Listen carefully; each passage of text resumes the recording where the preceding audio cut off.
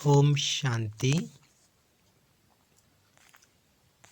आज 24 जनवरी 2023 बाबा की मुरली सुनेंगे हम। मुरली का सार है, मीठे बच्चे यही संगम युग है जब आत्मा और परमात्मा का संगम मेल होता है। सतगुरु एक ही बार आकर बच्चों को सत्य ज्ञान दे सत्य बोलना सिखाते हैं। बाबा कह रहे हैं कि संगम युग पर ही आत्मा और परमात्मा का मिलन होता है और इसी समय शिव बाबा आकर, सच्चे सतगुरु शिव बाबा आकर बच्चों को सत्य ज्ञान देते हैं। आज की मुरली में प्रश्न है, किन बच्चों की अवस्था बहुत फर्स्ट क्लास रहती है? उत्तर है, जिनकी बुद्धि में रहता यह सब कुछ बाबा का है। हर कदम श्रीमत लेने वाले, पूरा त्याग करने वाले बच्चों की अवस्था बहुत फर्स्ट क्लास रहती है। बाबा कहते, जिन बच्चों की बुद्धि में यह रहता है कि सब कुछ शिव बाबा का है और जो पूरा त्याग करते हैं उनकी अवस्था फर्स्ट क्लास रहती है। यात्रा लंबी है, इसलिए ऊंचे बाप की ऊंची मत लेते रहना है। बाबा कहते यात्रा लंबी है और इस यात्रा में बाबा की मत कदम कदम पर लेते रहना है। आज की मुरली में दूसरा प्रश्न है, मुरली सुनते समय अपार सुख किन बच्चों को भासता है? उत्तर है, जो समझते हैं हम शिव बाबा की मुरली सुन रहे हैं। यह मुरली शिव बाबा ने ब्रह्मा तन से सुनाई है। मोस्ट बिलव्ड बाबा हमें सदा सुखी मनुष्य से देवता बनाने के लिए यह सुना रहे हैं।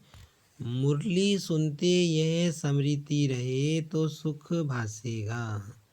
बाबा कहते कि मुरली सुनते हुए जिस आत्मा के मन में यह स्मृति रहेगी कि हमको बाबा मुरली सुना रहा है, ब्रह्मा तन के द्वारा मुरली सुना रहा है, तो उनको मुरली सुनते हुए सुख भासेगा।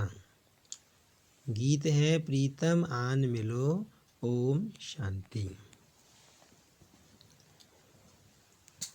यह दुखिया जिया तो दुख धाम में ही होता है। सुखी जीव आत्माएं सुख धाम में होती हैं। सभी भक्तों का प्रीतम एक है जिसको ही याद किया जाता है।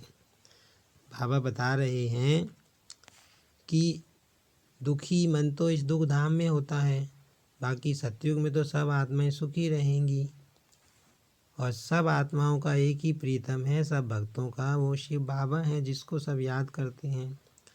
उनको प्रीतम कहा जाता है, याद करते हैं जब दुख होता है। यह कौन बैठ समझाते हैं? सच्चा सच्चा प्रीतम, सच्चा बाप, सच्चा टीचर, सच्चा सतगुरु। सभी का प्रीतम वह एक है, परंतु प्रीतम आता कब है यह कोई नहीं जानते। बाबा कहते सब आत्माओं का जो प्रीतम है, एक बाप है, वो धरा पर कब आता है कोई जानता नहीं है। प्रीतम खुद आकर अपने भक्तों को, अपने बच्चों को बताते हैं कि मैं आता ही हूँ सिर्फ संगम युग पर एक बार। मेरा आना और जाना उसका जो बीच है उसको संगम कहा जाता है।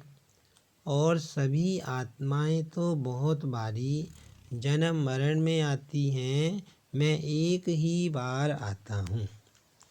बाबा कह रहे हैं कि मैं आत्माओं की तरह तो नहीं आता, आत्माएं तो यहीं जन्म मरण करती हैं, मैं तो एक ही बार कल्प में आता हूँ। मैं सतगुरु भी एक ही हूँ, बाकी गुरु तो अनेक हैं। उन्हों को सतगुरु नहीं कहेंगे, क्योंकि वह कोई सत्य नहीं बोलते। वह सत्य परमात्मा को जानते ही नहीं। जो सत्य को जान जाते हैं वह हमेशा सत्य बोलते हैं। वह सतगुरु है ही सत्य बोलने वाला सच्चा सतगुरु। सच्चा बाप, सच्चा शिक्षक खुद आकर बताते हैं कि मैं संगम युग पर आता हूँ। बाबा कह रहे हैं दुनिया में जो गुरु हैं वो सच्चे गुरु तो नहीं हैं। मेरी आयु इतनी ही है जितना समय मैं आता हूँ। पतितों को पावन बनाकर ही जाता हूँ। जब से मेरा जन्म हुआ तब से मैं सहज राजयोग सिखाना आरंभ करता हूँ। फिर जब सिखाकर पूरा करता हूँ तो पतित दुनिया विनाश को पाती है और मैं चला जाता हूँ। बाबा कह रहे कि जब तक राजयोग सिखाना चल रहा है और जब राजयोग सिखाने का कार्य बंद हो जाएगा तो बाबा कहते विनाश भी हो जाएगा। बस मैं इतना ही समय आता हूँ। शास्त्रों में तो कोई टाइम है नहीं। शिव बाबा कब जन्म लेते हैं, कितना दिन भारत में रहते हैं, यह बाप स्वयं ही बैठ बताते हैं कि मैं आता ही हूँ संगम पर। संगम युग की आदि, संगम युग का अंत, गोया मेरे आने की आदि और जाने का अंत। संगम युग शिव बाबा के आने और जाने से जुड़ा हुआ है। बाबा कहते हैं मैं आता हूँ तो संगम युग शुरू हो जाता है और जब मैं चला जाता हूँ तो संगम युग समाप्त हो जाता है। बाकी मध्य में बैठ मैं राजयोग सिखाता हूँ। बाप खुद ही बैठ बताते हैं कि मैं इनकी ही वानप्रस्थ अवस्था में आता हूँ। माना ब्रह्मा बाबा की तन में आते हैं जब वानप्रस्थ अवस्था होती है। पराए देश और पराए तन में तो मेहमान हुआ ना। बाबा कह रहे मैं तो पराए देश में आया हूँ, मैं तो मेहमान हूँ। मैं इस रावण की दुनिया में मेहमान ठहरा। इस संगम युग की महिमा बड़ी भारी ज़बरदस्त है। बाबा कहते हैं संगम युग मोस्ट वैल्यूएबल है। जैसे कि कल बाबा ने कहा था बाप आते ही हैं रावण राज्य का विनाश कर राम राज्य की स्थापना करने। शास्त्रों में दंत कथाएं बहुत लिख दी हैं। रावण को जलाते आते हैं। सारी सृष्टि इस समय जैसे लंका है।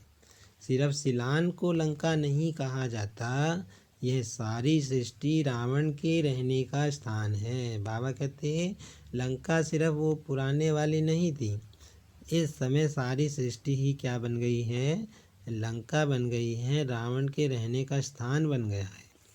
वह शोक वाटिका है। सभी दुखी हैं। बाप कहते हैं मैं इसको अशोक वाटिका अथवा हेवन बनाने आता हूँ। बाबा शोक वाटिका को क्या बनाने आते हैं, अशोक वाटिका, माना जहाँ कोई शोक नहीं होगा। हेवन में सभी धर्म तो होते नहीं, वहाँ था एक ही धर्म जो अभी नहीं है। अब फिर से देवता बनाने राजयोग सिखला रहा हूँ। सभी तो नहीं सीखेंगे। मैं भारत में ही आता हूँ। भारत में ही स्वर्ग होता है। क्रिश्चियन लोग भी हेवन को मानते हैं। कहते हैं left for heavenly abode. God father के पास गया। बाकी हेवन को थोड़े ही समझते हैं। हेवन अलग चीज़ है। तो बाप समझाते हैं कि मैं कब और कैसे आता हूँ। आज बाबा क्या बता रहे हैं, अपने आने के बारे में बता रहे हैं। आकर त्रिकालदर्शी बनाता हूँ। त्रिकालदर्शी और कोई होता नहीं।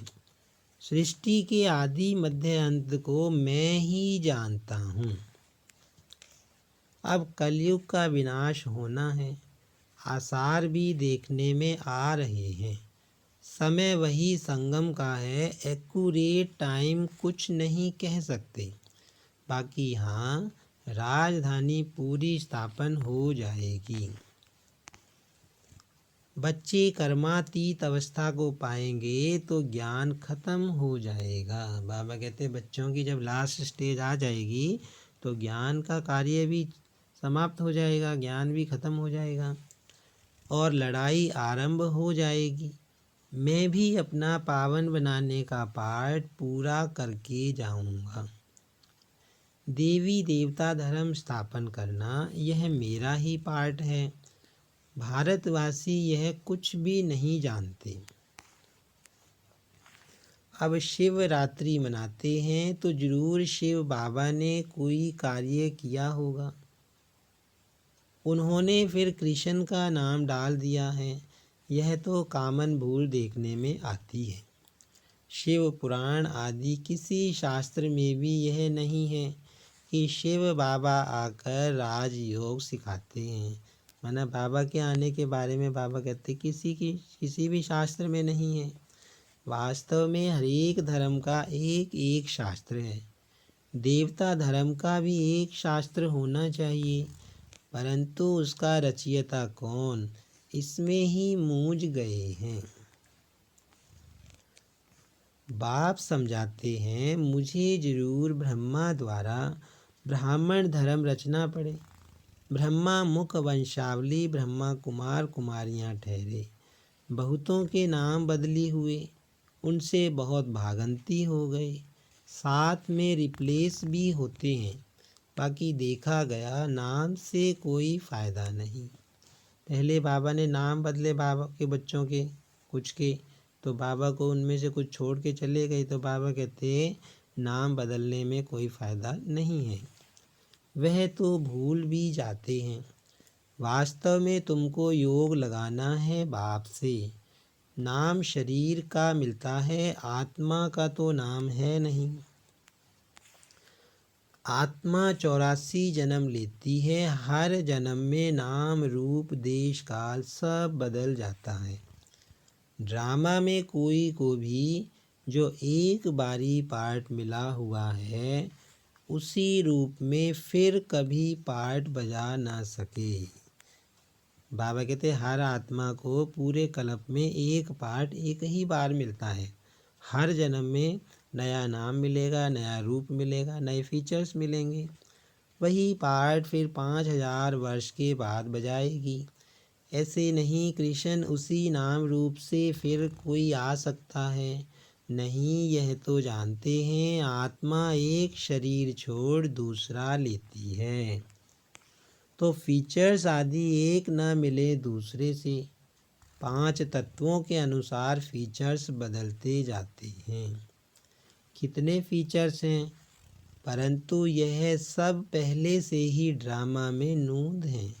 नया कुछ नहीं बनता है। बाबा कहते ड्रामा बना बनाया है। अब शिवरात्रि मनाई जाती है। जरूर शिव बाबा आया है, वह सारी दुनिया का प्रीतम है। लक्ष्मी नारायण व राधे कृष्ण व ब्रह्मा विष्णु आदि कोई प्रीतम नहीं है, गॉड फादर ही प्रीतम है। बाप तो जरूर वर्षा देते हैं, इसीलिए बाप प्यारा लगता है। बाप कहते हैं मुझे याद करो, क्योंकि मेरे से तुमको वर्षा पाना है। बच्चे जानते हैं इस पढ़ाई अनुसार जाकर सूर्यवंशी देवता व चंद्रवंशी क्षत्रिय बनेंगे। बाबा कहते हैं बच्चे जानते हैं कि जो जैसा पुरुषार्थ करेगा उसी अनुसार सूर्यवंशी या चंद्रवंशी घराने में जाएगा।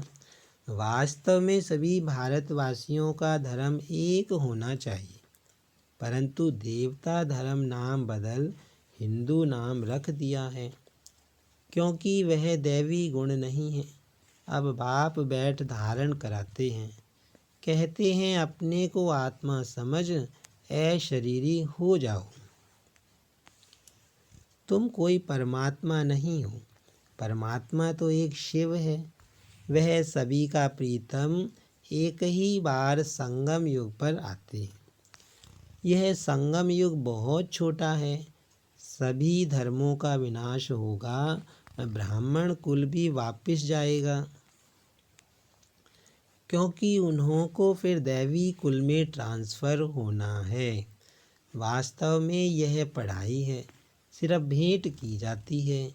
वह विषय विकार हैं जहर, यह ज्ञान है अमृत।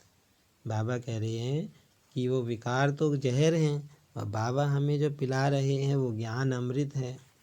यह तो मनुष्य को देवता बनाने की पाठशाला है। आत्मा में जो खाद पड़ी है एकदम मुलम्मा बन गई है। बाबा कहते विकारों की खाद से आत्मा शुद्ध बन गई है। उसको बाप आकर हीरे जैसा बनाते हैं। शिवरात्रि कहते हैं, रात्रि में शिव आया, परंतु कैसे आया, किसके गर्भ में आया या किस शरीर में प्रवेश किया, गर्भ में तो आते नहीं हैं। उनको शरीर का लोन लेना पड़ता है। वह जरूर आकर के नरक को स्वर्ग बनाएंगे, परंतु कब और कैसे आते हैं यह किसको पता नहीं है। शास्त्र तो बहुत पढ़ते हैं, परंतु मुक्ति, जीवन मुक्ति तो किसको मिलती नहीं है। और ही तमो प्रधान बन गए हैं। सो तो सभी को जरूर बनना है। सभी मनुष्यों को स्टेज पर जरूर हाजिर होना है। बाप आते ही अंत में हैं, उनकी ही सब महिमा गाते हैं कि तुम्हारी गतमत तुम ही जानो। तुम्हारे में क्या ज्ञान है, कैसे तुम सद्गति करते हो, सो तो तुम ही जानो। अब बाबा कैसे आके अपना कार्य कर रहा है, कैसे वो आया, कैसे उसने किया, बाबा कहते कि बाबा ही जानता है। तभी गायन है कि तुम्हारी गतमत तुम ही जानो। तो वह श्रीमत देने आएगा तो जरूर ना, परंतु कैसे आते हैं, किस शरीर में आते हैं, वह कोई जानते नहीं। बाबा कहते शिव बाबा आते हैं, कैसे आते हैं, किस शरीर में आते हैं, इस बात को कोई जानता नहीं है। खुद कहते हैं साधारण तन में मुझे आना है। मुझे ब्रह्मा नाम भी जरूर रखना पड़े, नहीं तो ब्राह्मण कैसे पैदा हूँ। ब्रह्मा कहाँ से आए, ऊपर से तो नहीं आएगा। वह है सूक्ष्म वतनवासी अव्यक्त संपूर्ण ब्रह्म। यहाँ तो जरूर व्यक्त में आकर रचना रचनी पड़े। हम अनुभव से बता सकते हैं, इतना समय आते और जाते हैं। बाप कहते हैं मैं भी ड्रामा में बांधा हुआ हूँ और मेरा पार्ट भी सिर्फ एक बार आने का है। भले दुनिया में उपद्रव बहुत होते रहते हैं, उस समय कितना ईश्वर को पुकारते हैं, परंतु मुझे तो अपने समय पर ही आना है और आता भी हूँ वानप्रस्थ अवस्था में। बाबा कहते हैं उपद्रव तो द्वापर युग से शुरू हो जाते हैं। आत्माएं दुखी भी होती हैं, बाबा को पुकारती भी हैं, लेकिन बाबा बीच में नहीं आता। यह ज्ञान तो बड़ा सहज है, परंतु अवस्था जमाने में मेहनत है। बाबा कहते हैं ज्ञान सुनने में तो कोई मुश्किल है नहीं, आसान है, लेकिन मुश्किल क्या है, मेहनत है अपनी अवस्था जमाने में। इसीलिए कहेंगे मंजिल बड़ी ऊंची है। बाबा कहते हैं मंजिल बड़ी ऊंची है। बाप नॉलेजफुल है तो जरूर उसने बच्चों को नॉलेज दी है, तब तो उनका गायन है तुम्हारी गतमत तुम ही जानो। बाप कहते हैं मेरे पास जो सुख शांति का खजाना है वह बच्चों को ही आकर देता हूँ। अब बाबा हम बच्चों को सुख और शांति का खजाना दे रहा है। जैसे कि बाबा ने कल भी कहा कि इस दुनिया में हर आत्मा को ये दो चीज़ें ही ज़्यादा चाहिए, सुख और शांति, जिसकी कमी है। यह जो माताओं पर अत्याचार आदि होते हैं, यह भी ड्रामा में नूंद है। तब तो पाप का घड़ा भरेगा, कलप कलप ऐसे ही रिपीट होता है। यह बातें भी तुम अभी जानते हो, फिर भूल जाएंगे। यह ज्ञान सतयुग में होता नहीं, अगर होता तो परंपरा चलता। वहाँ तो प्रारब्ध है जो अभी के पुरुषार्थ से पाते हैं। बाबा कहते हैं सतयुग में तुम चले जाओगे तो वहाँ तो ज्ञान नहीं याद रहेगा कि हमने शिव बाबा से ज्ञान सुना था। यहाँ के पुरुषार्थ वाली आत्माएं वहाँ होती हैं और दूसरी आत्माएं वहाँ होती नहीं, जिनको ज्ञान की दरकार रही। यह भी जानते हैं कोई विरला निकलेगा, माना बाबा का बच्चा कोई कोटों में कोई बनेगा, बहुत अच्छा भी करेंगे। समझो विलायत वाला कोई बड़ा आदमी निकलता है, समझता है, परंतु कहाँ भट्ठी में रहेंगे, क्या समझेंगे, कहेंगे बात तो ठीक है परंतु पवित्र नहीं रह सकते। अरे इतने सब पवित्र रहते हैं, शादी कर इकट्ठे रहकर भी पवित्र रहते हैं, तो उन्हों को इनाम भी बहुत मिलता है। यह भी रेस है, उस रेस में फर्स्ट नंबर जाने से 4-5 लाख मिलेंगे। यहाँ तो 21 जन्मों के लिए पूरी राजाई मिलती है। बाबा कहते हैं ये जो रेस है इसमें तो 21 जन्मों की राजाई मिलती है। कम बात है, यह मुरली तो सब बच्चों के पास जाएगी, टेप में भी सुनेंगे, कहेंगे शिव बाबा ब्रह्मा तन से मुरली सुना रहे हैं। अथवा बच्चियां सुनाएंगी तो कहेंगी शिव बाबा की मुरली सुनाते हैं। तो बुद्धि एकदम वहाँ जानी चाहिए, वह सुख अंदर में भासना चाहिए। मोस्ट बिलव्ड बाबा हमको सदा सुखी मनुष्य से देवता बनाते हैं, तो उनकी याद बहुत रहनी चाहिए। बाबा कहते मैं तुमको देखो मनुष्य से देवता बनाता हूँ तो तुम्हें कितनी याद रहनी चाहिए मेरी। बहुत बच्चे हैं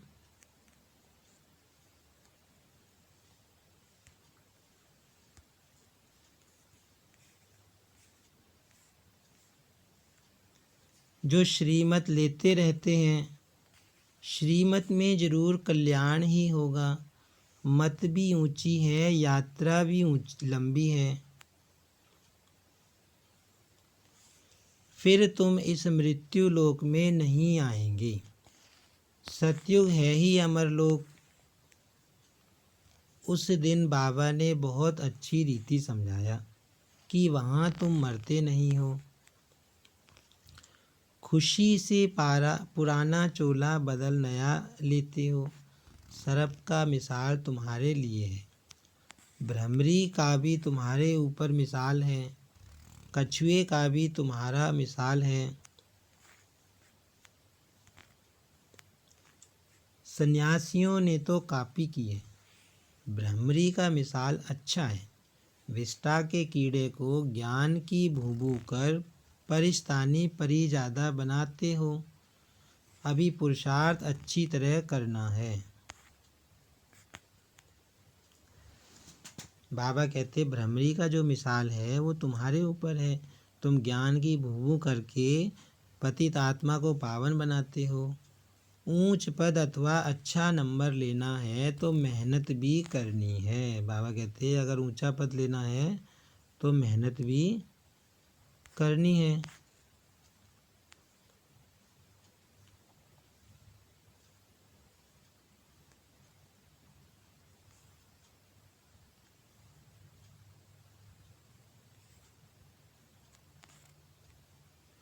भल धंधा आदि भी करो, वह टाइम छूट है, फिर भी टाइम बहुत मिलता है। अपना योग का चार्ट देखना चाहिए, क्योंकि माया बहुत विघ्न डालती है। बाबा कहते हैं अपना योग का चार्ट देखो, माया विघ्न डालती हैं। बाबा बच्चों को बार बार समझाते हैं, मीठे बच्चे भूले चूके भी ऐसे मोस्ट बिलव्ड बाप व साजन को फारकती शल कभी कोई ना देवे।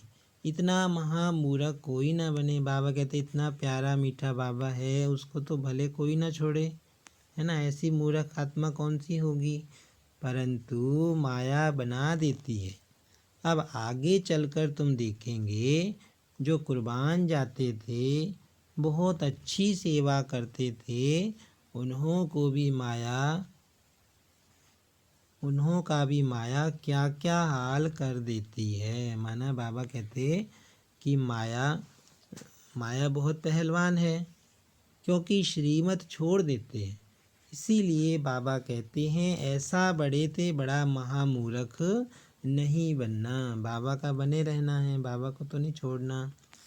अच्छा, मीठे मीठे सिकी लदे बच्चों प्रति मात पिता बाप दादा का याद प्यार और गुड मॉर्निंग। रूहानी बाप की रूहानी बच्चों को नमस्ते। हम रूहानी बच्चों की रूहानी बाप दादा को याद प्यार और नमस्ते। धारणा के लिए सार है, बाप द्वारा जो सुख शांति का खजाना मिला है वह सबको देना है। ज्ञान से अपनी अवस्था जमाने की मेहनत करनी है। बाबा कहते अपनी अवस्था जमाने की मेहनत करनी है। दैवी गुण धारण करने के लिए देह भान को भूल अपने को आत्मा समझ अशरीरी बन एक प्रीतम को याद करना है। आज की मुरली में वरदान है, विशेषता के बीज द्वारा संतुष्टता रूपी फल प्राप्त करने वाली विशेष आत्मा भव। इस विशेष युग में विशेषता के बीज का सबसे श्रेष्ठ फल है संतुष्टता। संतुष्ट रहना और सर्व को संतुष्ट करना, यही विशेष आत्मा की निशानी है। बाबा कहते विशेष आत्मा की निशानी क्या है, जो सबको संतुष्ट करे और खुद भी संतुष्ट रहे। इसीलिए विशेषताओं के बीज अथवा वरदान को सर्व शक्तियों के जल से सींचो तो बीज फलदायक हो जाएगा। बाबा कहते विशेषताओं का जो बीज है उसको सर्व शक्तियों से के जल से सींचो, नहीं तो विस्तार हुआ वृक्ष भी समय प्रति समय आए हुए तूफान में हिलते हिलते टूट जाता है। बाबा कहते हैं अगर शक्तियों से नहीं सींचेंगे उसको तो फिर तो माया आएगी, परेशान करेगी। अर्थात आगे बढ़ने का उमंग उत्साह खुशी व रूहानी नशा नहीं रहता। तो विधि पूर्वक शक्तिशाली बीज को फलदायक बनाओ। आज की मुरली का स्लोगन है, अनुभूतियों का प्रसाद बांटकर असमर्थ को समर्थ बना देना, यही सबसे बड़ा पुण्य है। बाबा कहते बाबा का बनने के बाद जो तुम्हें अनुभूतियाँ हुई हैं, जो तुम्हें प्राप्ति महसूस हुई हैं, उनका प्रसाद जब हम दूसरी असमर्थ आत्मा को बांटते हैं तो अगर उसको असमर्थ से समर्थ बना देते हैं तो यह सबसे बड़ा पुण्य का कार्य है। यह थे आज के बाबा के मधुर महावाक्य। अच्छा, ओम शांति।